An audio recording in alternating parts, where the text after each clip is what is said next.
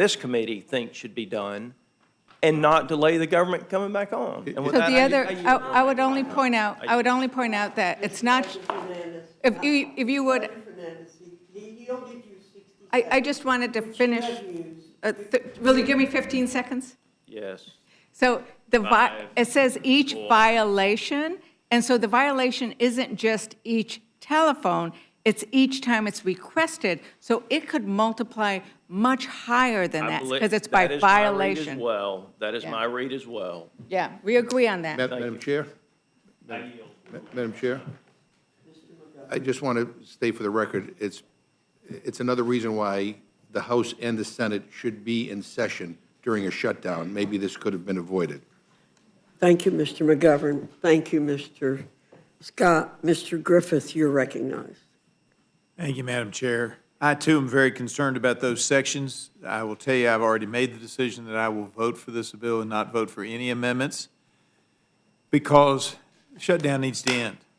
It's been going on too long. Too many of my people are hurting, and we got to get it done. There's some other issues in here, not as egregious, but at least it was done in the light of day with a vote. But the hemp issues, that was a fight between gentlemen in the Senate from Kentucky, both of them fighting each other. I don't agree with the solution they came up with, but I'm voting for it because I've got too many people that need the government to open. And therefore, notwithstanding, we're going to hear some great amendments, I'm sure, but I'm not voting for any of them because we need to get this thing done, and then we can start negotiating on other things. Now, Mr. Cole, Mr. Chairman, you've said this a couple times. I want to underline it because it's exciting for me to hear it coming from the Appropriations Chair. Because one of the things as now a longtime member of the Energy and Commerce Committee that drives us crazy is that people want to airdrop. This didn't just happen. This happens when we're here in session. It didn't happen because people weren't here. It happens all the time between the House and the Senate on bills that come out of appropriations. And you haven't done it, to the best of my knowledge, but they create programs that are never authorized by the authorizing committees. And you're absolutely right. When it comes to the premium enhanced tax credits or the enhanced premium tax credits, that's the jurisdiction of Energy and Commerce, Ways and Means, and Ed and Workforce. They overlap. Different pieces of it belong to each of those. And of course, the bill that they keep talking about, that they claim took all this money away, that came out of the Budget Committee. That didn't come out of appropriations either, the reconciliation bill. And I just appreciate that you're recognizing that's not the proper jurisdiction. And before we had the shutdown, I wrote a whole column on how we could reach some kind of an agreement on a glide path. But I also pointed out in several, and I've had several columns where I've talked about this. I do a weekly column, that we have 20% on the enhanced premium tax credits. We have what is pretty darn clear, 20% shadow enrollees. Now, if you will bear with me, Mr. Chairman, tell me if you disagree with this. What we see is normally in an insurance plan, you have 15% of the enrollees don't use their insurance in a given year. That's been for decades, and some years it may go up 0.2 or down 0.2, but it's right around that 15%. With the enhanced premium tax credits, we see 35% not using it. And here's what I believe is happening, and I think most experts agree with this. You tell me if you have any disagreement. Jump in, Mr. Chairman, and tell me if you disagree. What happened, because it was an emergency piece of legislation during COVID, because they wanted to help people that were having a hard time, they didn't put in all the checks and balances. So you don't have to re-enroll. It's an automatic re-enrollment because it was only going to be a 5-year program. And what could happen, and the theory I use and the example, the hypothetical I always use is, if you live in North Florida and you happen to go to a grocery store or a mall and you get enrolled, and then 6 months, 8 months, 9 months later, you move to South Georgia and you go to the mall or the grocery store and you get enrolled, most citizens of the United States would think, well, I'm enrolled now in Georgia, so they've canceled my program in Florida. But that's not happening with the enhanced premium tax credits. And my frustration with this argument for the last 40 days has been open up the government and we can figure this out, because as the Health Subcommittee Chair on Energy and Commerce, I don't want us to continue to waste 20% of our money that we're spending. It's billions of dollars. I don't want to continue to waste 20% of that money that doesn't go to help a single enrollee. It goes to the insurance company.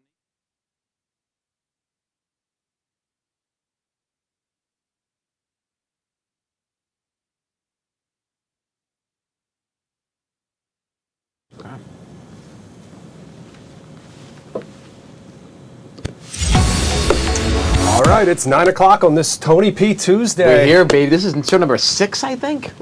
Show number 6? No, no, this is total well today. beyond No, I mean total today. This is today. Oh, sorry. that you've done. I think it's been a it's busy a live day zone in the for Tony afternoon P. too. This is actually this is 5. The live zone. You did the Take It 2. Right. You did Lion. You did Do You Like It or it's Not? 5. And now you're here on the I love live zone Tuesdays. prime time. Thank you so Yeah, much for baby. joining us, whether you're watching on back. Fox Local or you're watching on Fox 5 DC's YouTube page. You guys know this show is all about what's new, what's now, Exactly. what's happening over the next 60 minutes. You see the QR code. We're also, because we're streaming on YouTube, you can leave comments in the chat. We'll check those coming up. If you were watching on YouTube, you know right now, excuse me, oh, what did I do there? Uh-oh. You know that right now, Nothingness. we are standing by. Last night, the Senate voted to end the shutdown on a bill, that continuing resolution. The House set to take up that bill tomorrow. The latest we have heard is at 4 p.m. But in the meantime, right now, excuse me, the House Rules Committee is actually meeting. So I do want to take you there now, and we want to listen in as they debate getting ready for tomorrow's vote, full House vote, on that bill to end the shutdown after 42 days. Let's listen in. Going to be added $10 billion for ag. That bill was 1,500 pages long when it hit the floor. None of us were consulted on the Appropriations Committee about this. And honestly, it had some stuff I probably would be for, like PBM reform, and it just didn't belong with us. And matter of fact, we caught a lot of grief on the floor from both sides of E&C, because what were you doing? We didn't, it blew up because people look at a bill that big and they go, what in the hell is in 1,500 pages? And again, my committee didn't have any. Now, in the end, what we passed was what the Appropriations Committee did, which was a little over 100 pages. But all the rest of that stuff was loaded on us. This is, so it's not like they even come and ask us. So I've had some pretty stern discussions with our leadership about this, but it's true on both sides, and it's true with other committees. I mean, other committees use us as the I don't recall anybody carrying an appropriations bill to help us out on E&C or Ways and Means or anyplace else. Don't give us any ideas, Mr. Chairman. Yeah, so believe me. So I agree with gentleman's point. I would prefer these things go to the committees that have the expertise, and they move the vehicles, not us. Not because it's a must-pass, we got a fun deal. If it's a good bill, and if it's bipartisan, like PBM reform, I guess was, from everything I heard, then why couldn't it trot out there on its own? Why did it have to be part of ours and confuse everybody about what we had in the bill that we had no hearings, no jurisdiction on, or anything? So that's an institutional problem, and I would say I see it on both sides of the aisle. Yep. It's something that we're trying to stay away from. And I appreciate you working on that, because as you know, and it's part of why my colleague, Mr. Scott, is frustrated with the way this place works, because we have rules and then we don't follow those rules. And if we follow the rules, I don't think we'd be in this spot, because my colleagues on the other side of the aisle are correct. We've dumped all kinds of things before in appropriations bills, but that doesn't mean it was right. And in this case, you gave us a bill that dealt with appropriations, kept us open for 7 or 8 weeks, and I submit to you, Mr. Chairman, I think at least on the part that was, I don't know about the part with Ways and Means and Ed and Workforce, but the part that was in Energy and Commerce, I think we could have hammered something out. But the number one concern that I have about just doing this blanket and claiming, oh, we're saving health care, is the 20% that's going to the insurance companies. It's not a question of, which side of the aisle you're on. we're giving 20% of the money that we're spending on the enhanced premium tax credits directly to the bottom line of insurance companies because they don't know whether it's Joe Smith or Jane Doe or somebody else, but they know pretty much based on statistics over decades that there are 20% shadow enrollees. And if we don't fix that waste, we are not doing a service for the American people. We are not keeping track of the dollars. And it's a shame that it got wrapped up into this. It was fake from the beginning, in my opinion. We could have worked on it. We could have passed the CR. And while some people say it wasn't clean, and technically it had some other stuff in it, but none of it was stuff the Democrats opposed. Telemedicine, federal qualified health centers. I mean, there was some good stuff in there that belonged in an appropriations style bill. And it's all in here, is it not, Mr. Chairman? All of that stuff we had in the original CR is still in here. Pretty much, yeah. Yeah, I mean, as far as those programs are concerned. And yet, because some folks wanted to make it all about health insurance, which was not what this bill was about, was it? No, sir. And didn't actually want to deal with resolving the issue in a responsible legislative manner, working through the proper committees, we've been shut down for 40 days, and that then ties my hands tonight. I can't vote for amendments that I might otherwise think are appropriate, and I can't vote for amendments that I think are not only appropriate, but are truly justified, not just marginally, but by 2/3. I cannot vote for them because I want to get this shutdown over. There are too many things being impacted in my district, and I'm sure in other districts too. I can only speak to my district, but having one of the most economically challenged districts in the country, I heard somebody say something about suffering.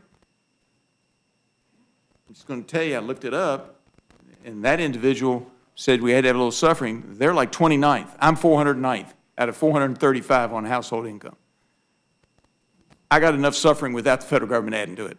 So I will be voting no on all the amendments, and yes to get this thing across the finish line. But the gentleman yield, I will one yield- second. I will yield to. 1 second, which is this. You made a stat I want to make sure everybody understands. You talked about the 15%, a number that you said was an historic number. It's over the decades. It's roughly. As it relates to enrollees who don't file a claim, right? That's So you're correct. about 15%.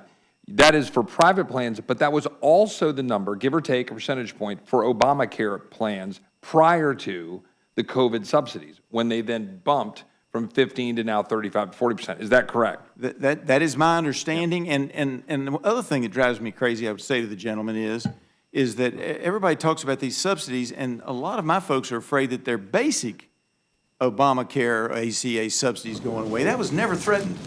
That was All right, never you've been in question. listening into the House Rules Committee meeting on the shutdown. The House set to take a vote as early as 4 p.m. tomorrow is the latest official timeline that we have heard. They have this House Rules Committee meeting, Tony, started at 6:30 this evening, so going on almost 3 hours at this point. This is worse than a college lecture.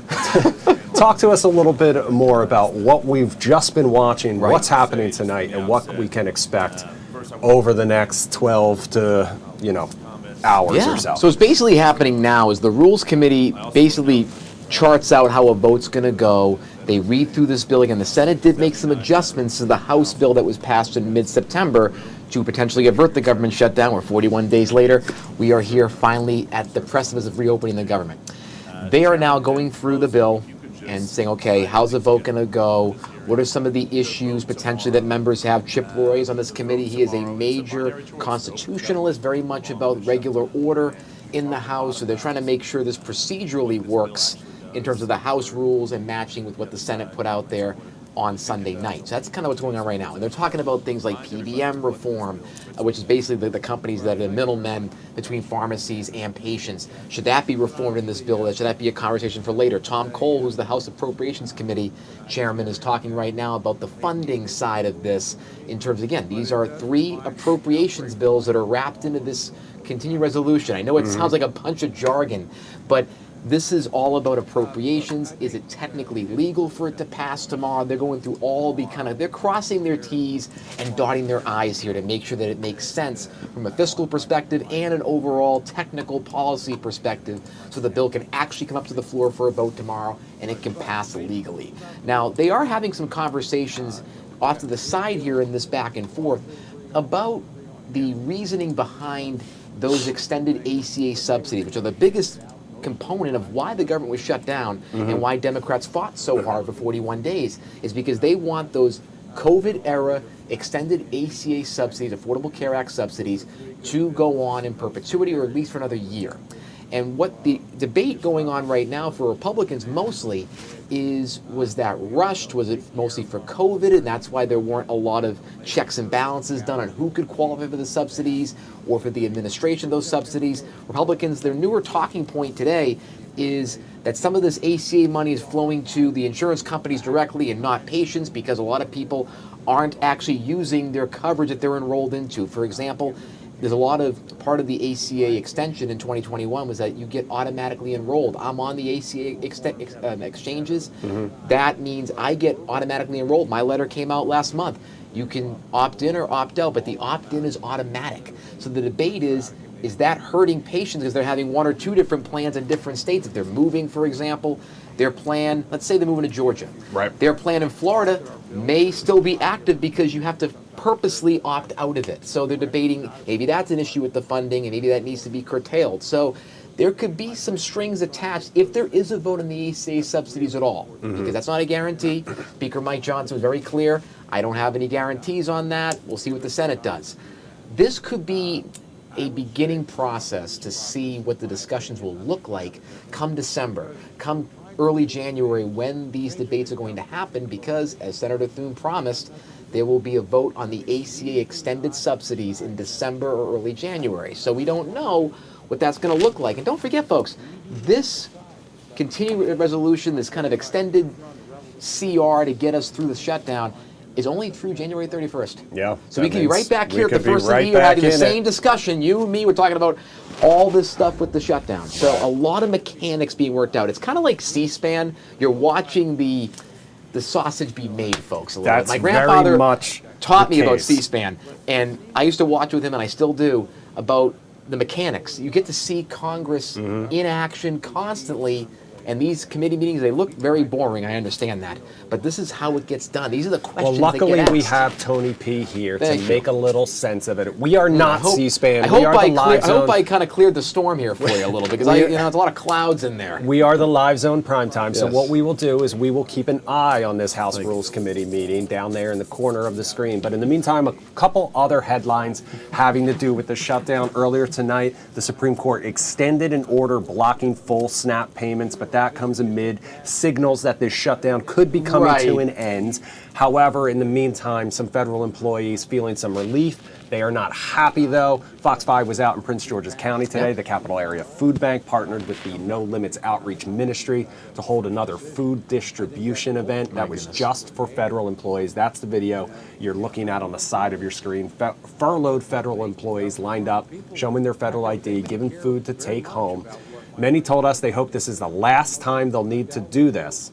The pastor helping to organize the event says the need has been overwhelming, as you can imagine. In the meantime, the other big lingering side effect we have of this is at the airports. While the end may be in sight for the shutdown, travel delays continue at airports across the country, right here in the DMV as well. Air traffic controllers officially missed their second full paycheck today. Delays and cancellations piling up at Reagan National, Dulles, and BWI. Some of the numbers today. The FAA required airlines to reduce flight operations by 6%. That doesn't sound like much. However, that was 148 delays and 42 cancellations at DCA alone. 33 delays, 27 cancellations at BWI, and 146 delays and 32 cancellations over at Dulles, LaGuardia, and Boston airports. Actually, the hardest hit today.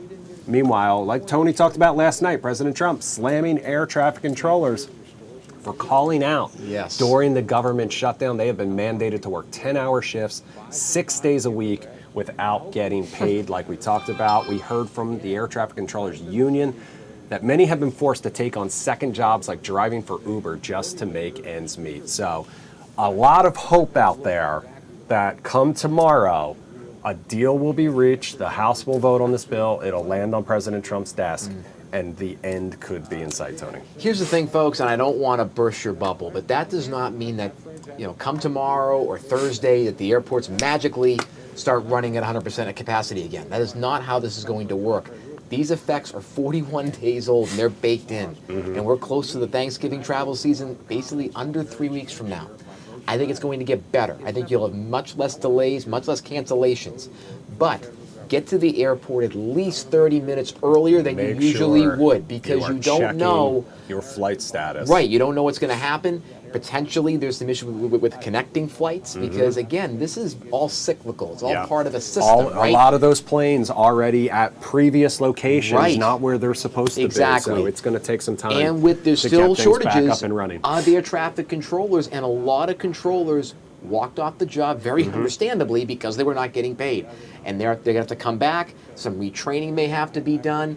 But the biggest thing, too, is that this impacts the airline operation. So they have already started cutting flights by 10, 15% over the last week. So now they have to go back and reinstitute those flights, check to make sure that the routes are okay. Then air traffic control has to adjust its flight patterns again. I think it was 11 or 12 flights were coming out of DCA an hour last week. They had to really ramp it that up a little bit to get things moving. That's going to take some time. So in the next week or two, you may still see some slippage of intense cancellations and delays. By Thanksgiving week, could it be better? It's probably going to be better. But we also don't know the issues with what President Trump is suggesting, maybe getting rid of some of these air traffic controls that were off the job during the shutdown, or holding back some of their pay. They might resign. They might leave. And understandably so. And DCA has been one of those airports that had issues before the shutdown even began. So we will stay on top of that story on top of it as well. But in the meantime, Tony P., we're running a little bit behind schedule. So let's dive into what you were watching like air traffic. It was also in delays tonight. So good evening, folks, and here is the Set the Tone headline rundown for you tonight. At Arlington National Cemetery today, President Trump marked Veterans Day by honoring American service members as the backbone of our freedom. He also announced new investments in veteran health care and transition programs. Later in his remarks, he criticized what he called politically correct politics, saying, "We don't like being politically correct, so we're not going to be politically correct anymore." The speech drew mixed reactions, but it was his first Veterans Day address since returning to office for his second term. Later in the day, President Trump turned to the economy, warning that reversing his trade tariffs could cost the country up to $3 trillion. Axios reported that estimates come from internal projections as the Supreme Court prepares to hear a case on presidential tariff powers. The White House says the figure reflects possible losses in American manufacturing, while economists argue it may be inflated and that tariffs have already raised prices for consumers anyway. Markets are keeping a close eye on the outcome, though, which could shape future trade policy. In Texas, families tonight are filing lawsuits after this summer's deadly flash flood at Camp Mystic. The suits claim the camp ignored repeated weather warnings and failed to evacuate hundreds of children and staff before the Guadalupe River overflowed. 27 people were killed within minutes, and parents say the camp had promised strong safety plans but failed to act. Legal experts believe the case could lead to new national safety rules for youth camps. In business news tonight, a new report from the New York Times finds that U.S. shipbuilding has fallen to less than 1% of global production. China and South Korea now dominate the industry overall. Once busy American shipyards are struggling to modernize and attract skilled workers as well, raising both economic and security concerns. Lawmakers and President Trump are considering new incentives, but experts say rebuilding capacity will take years. There's also fresh data on the economy this week. The Federal Reserve Bank of New York reports that one-year inflation expectations have eased slightly to 3.2%, while long-term forecasts remain steady. Fewer Americans expect rising prices to continue, though confidence in job security is mixed. Economists say that numbers suggest more stability heading into the holiday season, but the job market remains an important factor to watch, folks. In the entertainment world, Britney Spears is back on Instagram after briefly deleting her account. She posted a photo series in bright lingerie with the caption, freedom and confidence, drawing millions of likes and reigniting conversation about our ongoing reinvention. Online as well, a viral trend called We From the Same Place has taken over TikTok and Instagram today. Users lip sync to the phrase while sharing oddly specific memories, things like childhood snacks or small town habits. The posts have created a wave of nostalgia and lighthearted connection across the internet. And also on the internet tonight and catching attention this week is the potato bed trend. Millions of TikTok users are flipping their fitted sheets upside down, surrounding themselves with pillows, and tucking themselves in like a baked potato. The videos have more than 15 million likes, with users claiming it's the best sleep they've ever had. I may need to try this one.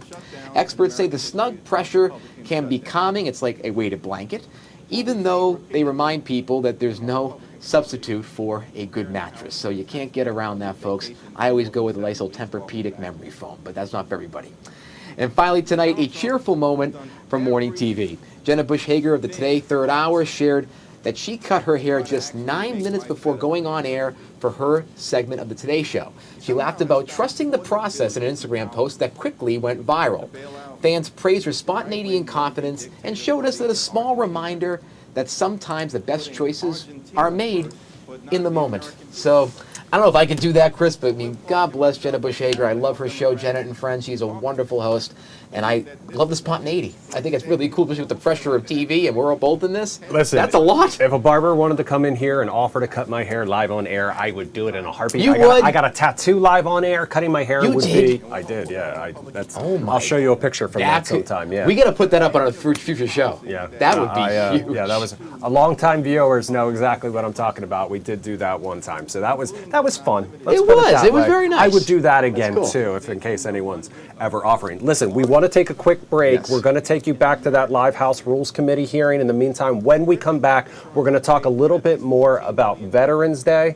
Tony, you have a special guest joining Yes, I us sure live. do. Can't wait. So we'll be right back in 2 minutes. Stand by. We'll be right back. Including in rural America, are closing because of Republican policies. And now, because of the refusal to extend the Affordable Care Act tax credits, tens of millions of people are going to suffer, will be unable to see a doctor when they need one, in every single community in this country. And so we respectfully urge all of our colleagues to support this amendment, to extend the Affordable Care Act tax credits and support the American people. Thank you, Madam Chair. Thank you. Yeah, I can hear you. Jeffries. Ms. Clark, you're recognized. Thank you, Madam Chair, Ranking Member McGovern, members of the committee. Thank Perfect. you for having us. I am proud to co-sponsor Leader Jeffries' amendment and to be here in support of this urgent lifeline for the American people. To my Republican colleagues, welcome back. I don't know what you've been doing the last 54 days, but I hope you've spent some of that time talking to your neighbors, hearing from your constituents, and I hope you've heard the same stories that they have been conveying to us. I hope you realize just how anxious they are, how desperate they are as they scramble to figure out how they are going to afford health care under this Republican budget. And I hope you got a chance to hear from the people who traveled to the United States Capitol trying to secure meetings with their Republican members of Congress. Americans like the farmer I met, Ann, from Minnesota. She's a soybean farmer, already suffering from the market disaster caused by Republican tariffs. Then she found out her local hospital was closing because of the Medicaid cuts in your budget.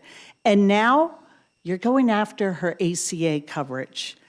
And by the way, 1 in 4 out of our farmers get their health care coverage through the ACA. You have sent her premiums skyrocketing, and I have heard this same story from small business owners, from gig workers, from parents, from people who live in your states. So what are we doing here today? You've already voted to dismantle Medicaid, the largest health care program in America, a program that covers 40% of all births in this country, 40% of children in this country, 40% of disabled people in this country. But you couldn't leave it there. Now you're going after the millions of families who get their coverage on... Welcome back to Live Zone Primetime here on Fox 5 Local and on YouTube. At the bottom of your screen, you are seeing the House Rules Committee hearing on the upcoming vote to end the government shutdown tomorrow afternoon. Fox 5 will have all the coverage tomorrow as that vote may come up around 4 p.m. But with that being said, we have a very special guest tonight. Of course, it is Veterans Day, this November 11th, and we are talking about the incredible sacrifice and duty that so many veterans in the DMV region and around the country have put for their country. And I am just honored to have my next guest on the Live Zone Primetime. This is Alec Emmert, the National Executive Director for the National Capital Regional Chapter of Blue Star Families, a national nonprofit organization founded in 2009 by military spouses that support active duty, National Guard, Reserve, and veteran families with resources, policy research, and assistance as well. An incredible organization that I've worked with in the past, and I am honored to have Alec Emmert on the show tonight. Thank you, my friend, for joining us. Great to be here, Tony. How's it going? It's fantastic, and happy Veterans Day to you and to everybody as part of your team, all the veterans out there. Happy Veterans Day, and thank you for your service. Now, let me ask you this question. So, when you talk about Blue Star Families, what is the main ethos of this organization and what it provides for the veterans' families and active duty personnel as well? Yeah, and so there's the laundry list of services we provide, but at our core, the way to think about us is that we are the union for the military. And what that means is that oftentimes military families do not really get the support and advocacy that they need, and we're here to give them that. And so there's kind of three big things that we do. The first thing you want to think about is community building. Military families move frequently. It's typical for a military family to move every 2 to 3 years, and what that means is that people are relocating, kids are going to new schools, and it's very, very disruptive. So being able to have a community there, a ready-made community there that welcomes you, shows you where things are, shows your kids some new activities and all that is so vital, and gets people really plugged in there. And that's kind of one of the big things we do. Another thing we do is support, and we can touch on this a little bit if we get into the shutdown discussion. But military families do experience a lot of hardships. The frequent moves, deployments, things like that are very, very stressful on a family. And actually, about 1 in 5 military families suffers from food insecurity, and that's a huge deal. And that's something that Blue Star Families is actively working to solve. And then the final thing is advocacy. And again, we're seeing this with the shutdown. The troops were paid, thank God, but that was due in no small part to the advocacy that not just Blue Star Families did, but a lot of veteran supporters did. And for us as an organization, that advocacy piece is huge. Being in DC, I spent a few days on the Hill working with other veteran service organizations, ensuring that our veterans, our active duty troops, and our reservists were getting the support they needed. Unfortunately, it still wasn't enough, but we were making our voices heard, and that was very important. Our CEO, Kathy Roth Duquette, is really a force of nature, and she is not someone you want to get on the wrong side of. So she is always there on the Hill, always fighting for military families, and that's what we really rely on. As in my case, as a veteran, reservist, and of course, active duty people. And when you talk about Veterans Day, again, like this is a major holiday, it has deep-rooted history, but what is the core meaning for veterans around the country when this day hits? What's going through their minds? What are they participating in? And what are some of the things that you see a lot of civilians and non-veterans doing as well? Yeah, really Veterans Day is a day that brings us together as a community. Only about 5% of the American population served in the military, and so oftentimes we'll go back to our communities where we came from and kind of forget about a lot of the people we serve. Well, no, I wouldn't say forget about, but lose touch with like a lot of the people we served with, lose touch with the community. But this is a day that really brings us together and lets us remember the service, and it brings people from different generations together as well. So in my case, just this past weekend, I got the chance to meet with a World War II veteran from the Navy. I'm a Navy veteran myself. And so really that aspect of remembering our service and building, bonds with our fellow service members, fellow veterans, and just, kind of remembering that we all came from the same place and had similar experiences and sharing them with each other. So it's really just all about the veteran community. And then it's also nice to get the, the free breakfast at Applebee's. Listen, nothing beats Applebee's. I'll tell you, my grandfather does that at IHOP too all the time. He loves it. Now, let me ask you this. One of the biggest conversations we've seen with military, active duty, and veterans is the mental health conversation, especially coming back from active duty. How has that conversation evolved over the last few years, and what are some of the resources that Blue Star Families and others are focusing to really get ahead of this mental health discussion that's impacting so many veterans as they make that transition and they go beyond that transition?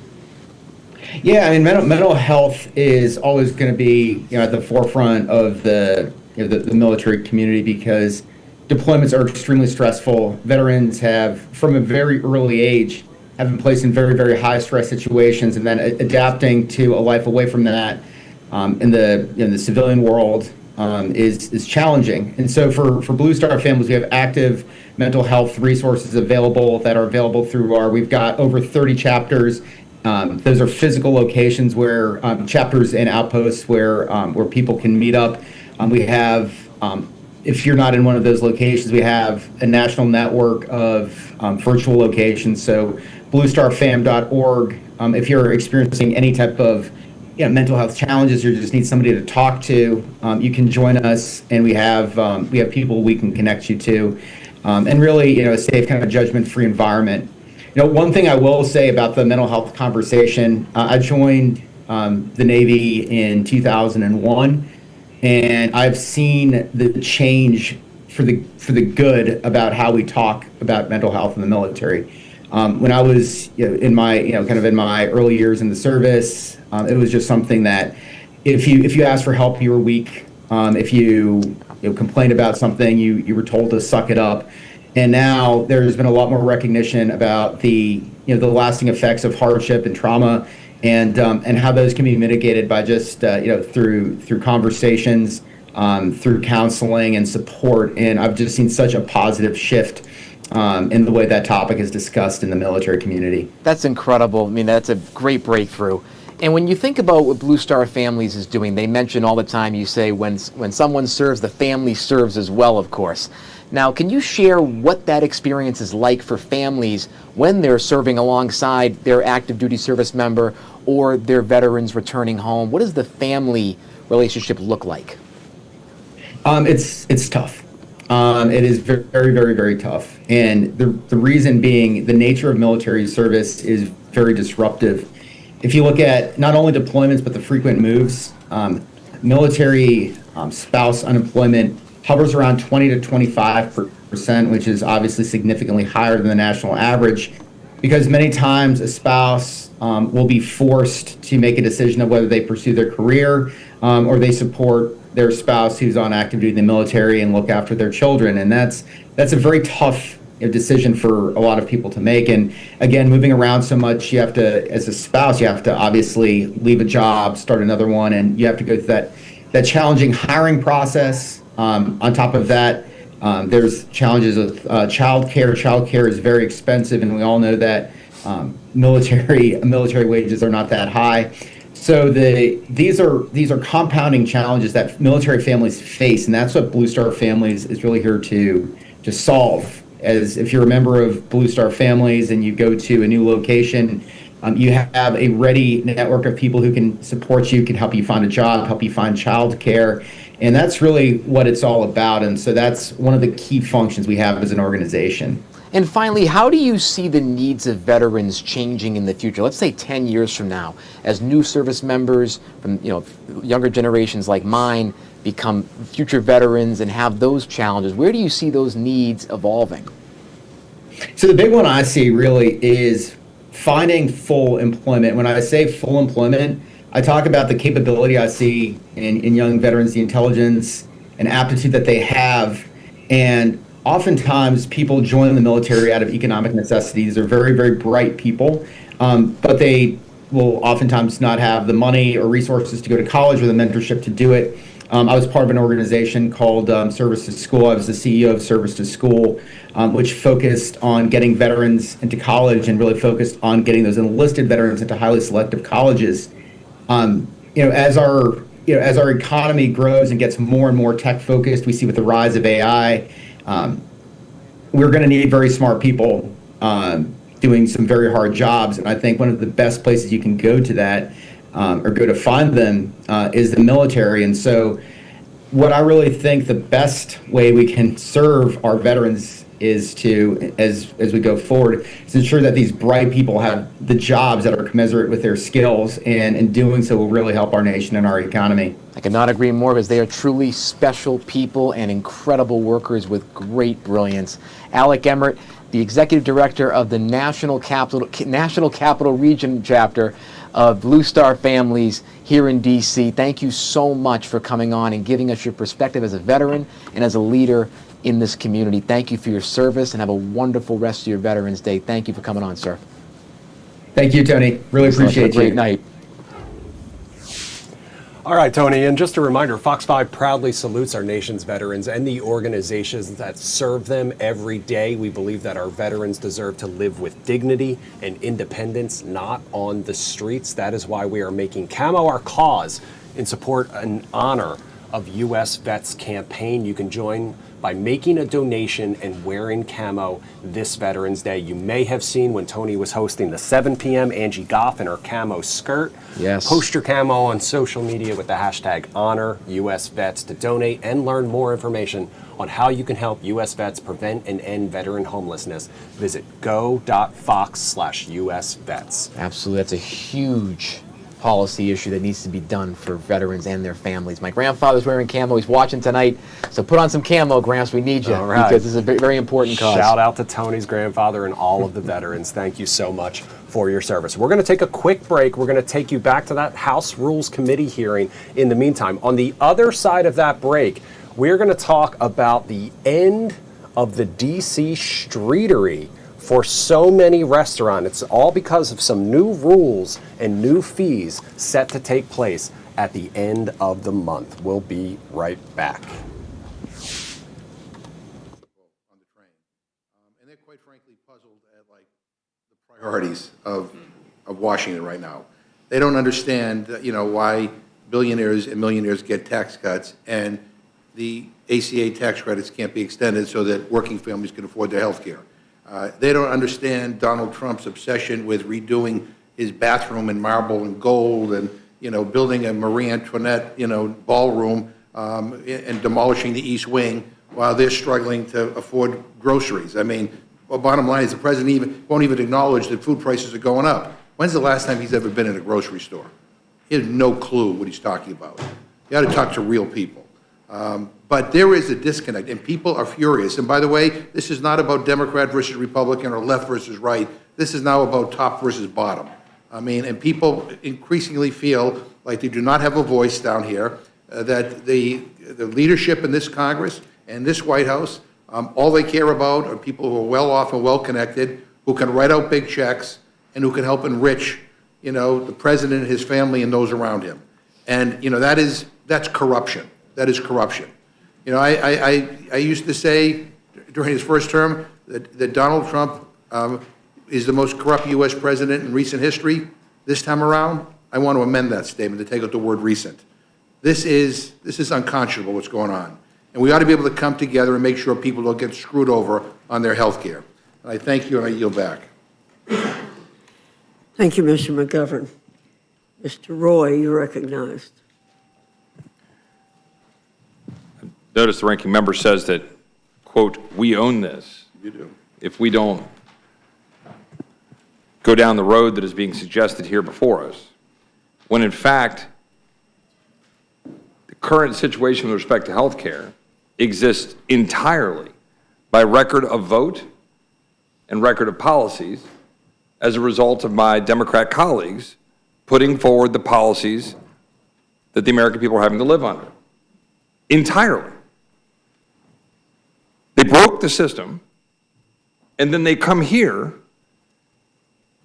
saying that we own it if we don't throw more subsidies pour more diesel on the fire to the fire that they started. That's what's happening right now. That's what for the American people to understand. Insurance companies. Bail out Argentina. Insurance companies, 1,032% stock price is up since 2010. 448% up from 2013.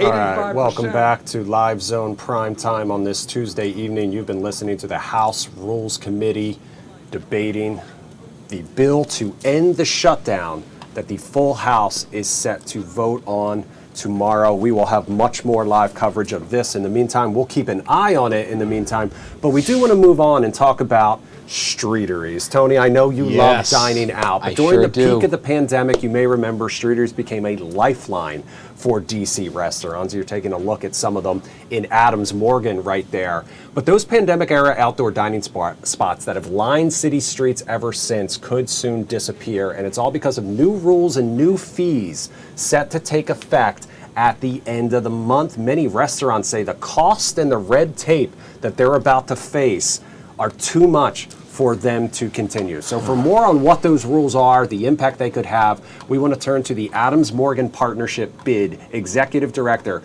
Kristen Barden, who is joining us now live. Kristen, thank you so much for spending some time with us tonight on the Live Zone. Can you hear us?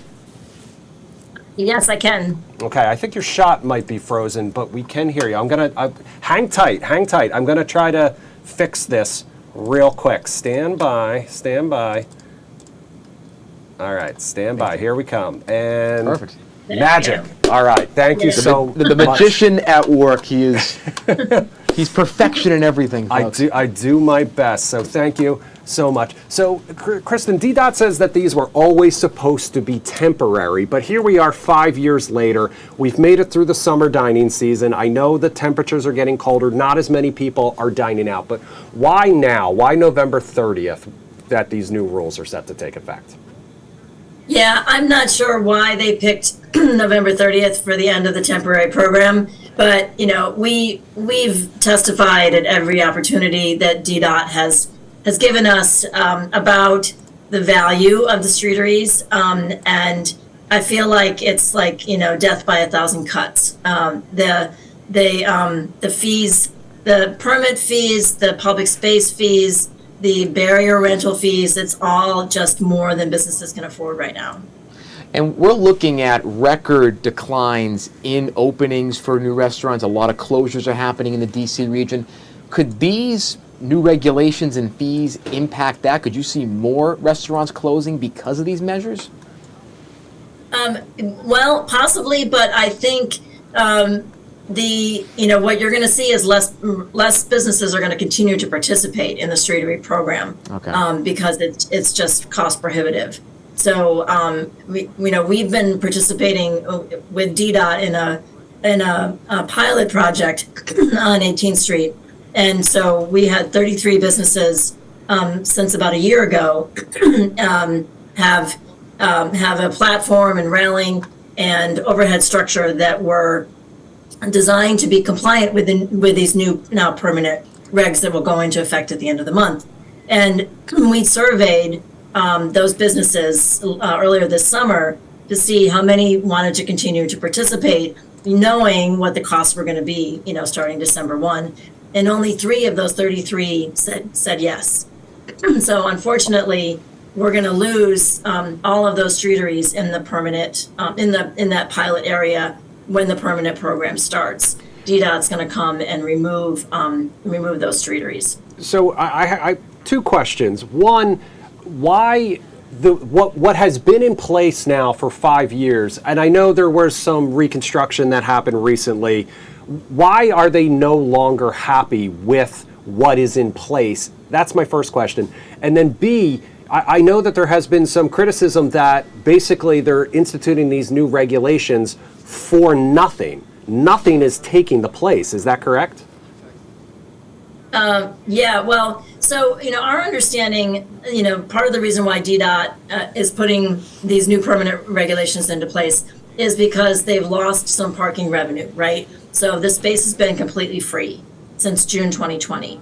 So, part of why we think that it is becoming more expensive is that they want to recover some of the lost parking revenue. But what will happen on 18th Street in Adams Morgan is DDOT's put together a new curbside management plan. And so the parking and the loading zones will be restored to the pre-2020 design. So we will get, the parking, and there will be some motorcycle and moped parking as well that will, so the streetscape will look much like it did before 2020. Are there certain regulations that the businesses, whether it be in this pilot program or just Streateries in general, would agree to in a compromise potentially with the city to prevent this potentially from being too long with the regulations? Or is it kind of, the regulations are not a good thing at all for these businesses? Mm-hmm. Well, I think the safety issues are important. I think everyone would agree to, about that. The ADA compliance, right? Like the platforms have to be level with the sidewalk for ADA compliance. People agree with that and with the safety issues. But part of these new regulations also don't allow you to enclose it in any way. So you can't put like clear plastic to keep the heat in. Wow. So, the utility of them is really limited. Well, it also slashes capacity because I read, for example, the Washingtonian, that the green zone on 18th Street in Adams Morgan, they said about a third of their business comes from their outdoor seating. And if they, is there any, is there any ability to kind of then expand onto the sidewalks or anything like that? Or is that just instantaneous slash of that capacity? Well, the sidewalk cafes are treated differently. The sidewalk cafes are, businesses can get a sidewalk cafe, and the fee for that is only $5 a square foot. So, and the fee for Streateries is $20 a square foot. So, the cost is it's not comparable. So now if DDOT was to make the Streatery cost similar to a sidewalk cafe fee, then I think more businesses might be likely to participate. When looking at this potential decline in Streateries, what could this have for the impact for consumers who are eating inside the restaurant? Could that affect output and timing or wait time? And if there are ways for consumers to get involved to maybe push the council in a different direction, and DDOT in particular, what are some ways that consumers and restaurateurs can get involved to really maybe change these regulations that the city is enacting? Yeah, so Councilmember Charles Allen had a hearing last Thursday, and I testified along with, probably 20 other business leaders and restaurant owners. And he's very interested in having DDOT, reevaluate this, because he sees, the hardships that this is going to pose for many small business owners, as well as the whole program overall. DDOT did say that if businesses apply before the deadline on November 30th, that, DDOT won't come and demolish their Streateries, because they recognize that there's going to be a process. So, businesses are encouraged to apply before the end of November, and then DDOT won't take down their Streatery right away. But I think at this point, the council is looking at this carefully, and hopefully they're, going to put some pressure on DDOT to roll this back. But even pausing the implementation of the permanent regs isn't really enough. They really need to reevaluate the whole price structure. Very interesting. And then finally, when you think about the potential impacts this could have for people who are going out to eat if these Streateries are gone, beyond just the capacity, could this impact their in-dining experience as well? In some cases, in some cases with restaurants that have a smaller footprint indoors. But, many businesses in Adams Morgan also have sidewalk cafes. So in our case, I think, clients will still be able to have plenty of opportunities to sit outside. Well, I know parking in DC is one of those topics that a lot of people have opinions on. Kristen Barden one. from Adams Morgan Partnership Ed, thank you so much for spending some time with us tonight. Thanks for making some sense of this, and thank you for explaining it. If people want more information on what you do with the Adams Morgan Partnership Bid, where can they go for more information? AdamsMorgan.com. All right. Beautiful. Perfect. Thank you so much. Have a great night. We'll talk to you again soon. All right, sounds good. Thanks a lot. All right, we're going to take you guys back out to Capitol Hill. That's where the House Rules Committee continuing to discuss that bill to end the shutdown. We'll listen in. We'll take a quick break. When we come back, we're going to talk about the weather and why Tony P. is not quite the Bostonian that I thought he was. God. Came and talked over the last 5 weeks to Mariah Plant from West Virginia, who told us about her brother who has special needs, who needs a lot of care, but who she is committed to keeping at home and being with people that he loves. Without Medicaid, she cannot care for him. He is a very medically complicated person, and she is so afraid of what is going to happen. And she, 29 years old, is also a small business owner while caring for her brother full-time. ACA is what gets her health insurance coverage. This plan, and let's not sell the Republicans short, they had a plan. Their plan was to come in, take $1 trillion out of Medicaid, trigger a $500 billion cut to Medicare, take away the ACA tax subsidies, and then cut medical research. So while we take it away from people in the immediate and now, we are also saying to the future, good luck. As one researcher who recently lost her lab due to federal funding cuts under the big ugly bill said to me, all the hopes of the patients I've been working with are now in a freezer. Now in a freezer. She said, I'll be okay. I'll be able to relocate, probably to Europe, to be able to continue her research. But that plan that they have is to take all of that funding and give it to the very wealthiest Americans in a permanent tax break. And they couldn't wait to get us back here. We had to come back on July 3rd to make sure that we did that in time. But we've sat here for 54 days without a single hearing, a single negotiation, a single offer, and the one most moderate of proposals, to have a one-year extension and a bipartisan commission to look at ways we can work on this system and make healthcare work for people, rejected, out of hand, and no comment.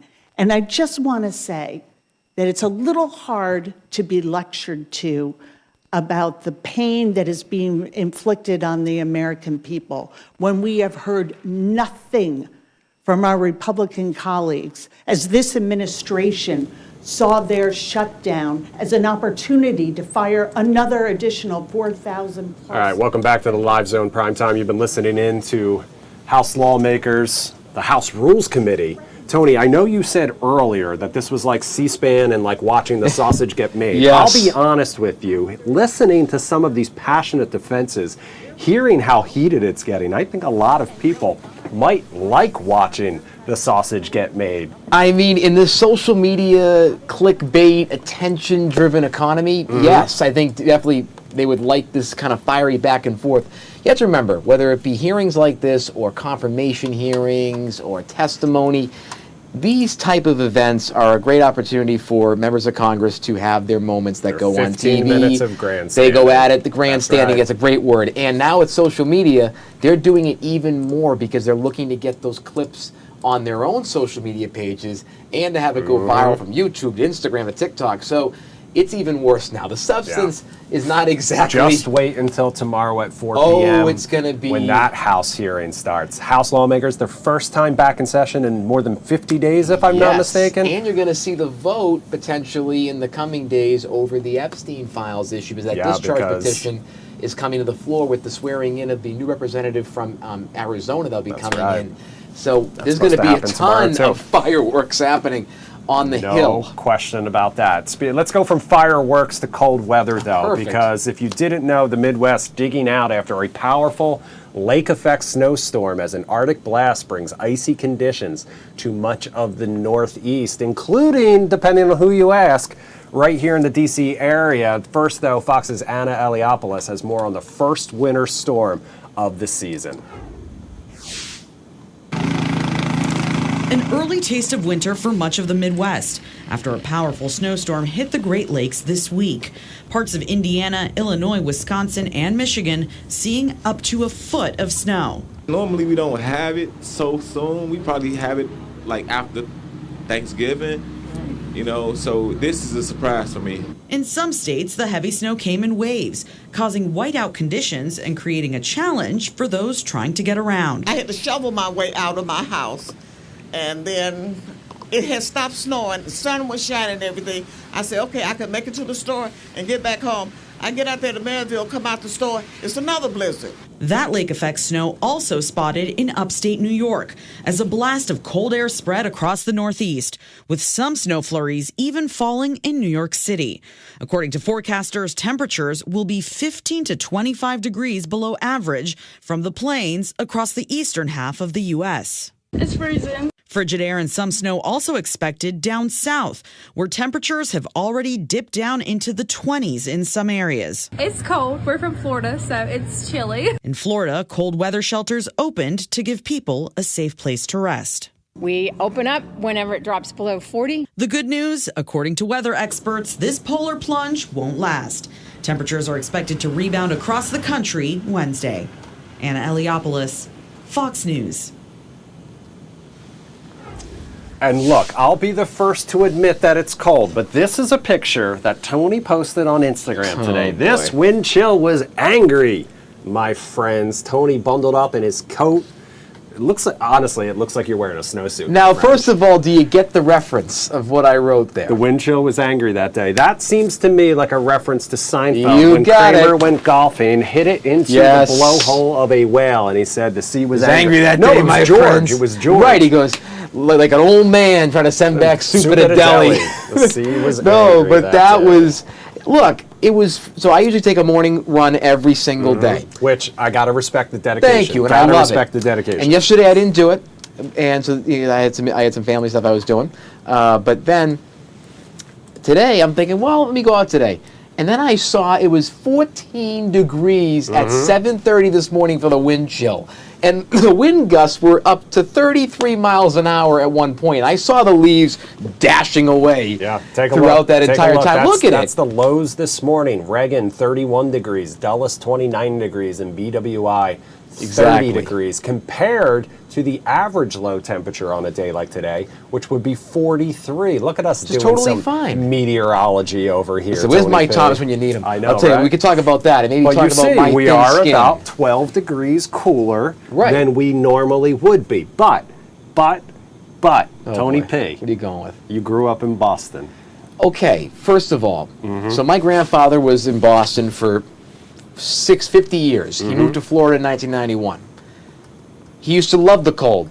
Now he hates it because his skin can't take it. He's been there for 30 years, okay? And he told me that it only took a couple of months of being in 80-degree weather a lot to come back home and go, I can't stay here for that long. So I've been here for 3 years, and it's been a moderate winter 2 out of those 3 years with very little snow. I was playing golf in January and February with the grass decently put together. So my expectations have changed, is what I'm used to. I'm used to 45 degrees, 50 degrees in the wintertime.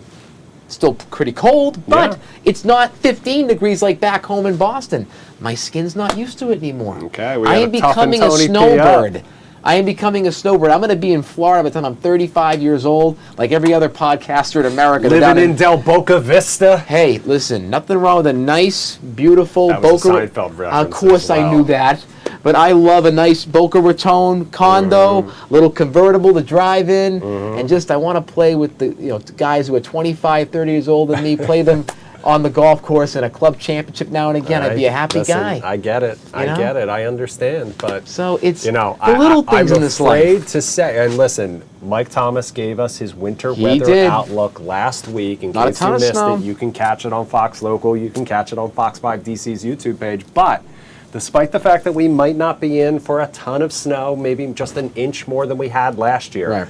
if we're starting off now with temperatures this low, it could be a long, cold, dark winter. And the worst thing is when January hits, the first 2 months of the year are the worst, when it's like dark at like 3:58 p.m.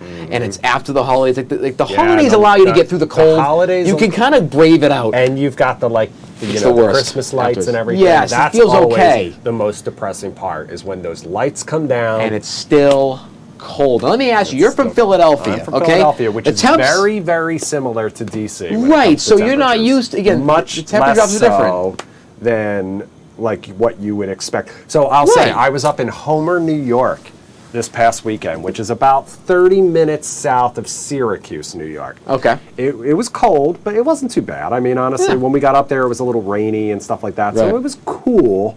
It wasn't cold, but my wife texted a picture from her house's Ring camera today, snow covering the entire yard. You know, those Syracuse winters, if you haven't heard about, they can be something. And I always wanted to see it, so we went up in January to go to a basketball game. I loved every second of it, but I can imagine if you're living through it day in and day out, it would get to be a little much. We're down to our final 15 seconds. Thank you guys for joining us tonight on the Live Zone Primetime. We'll be back tomorrow night with much more, of course. Fox 5 News at 10 coming up next. Have a great night. Tony P., we did it again. My friend, always a pleasure. Have a good one.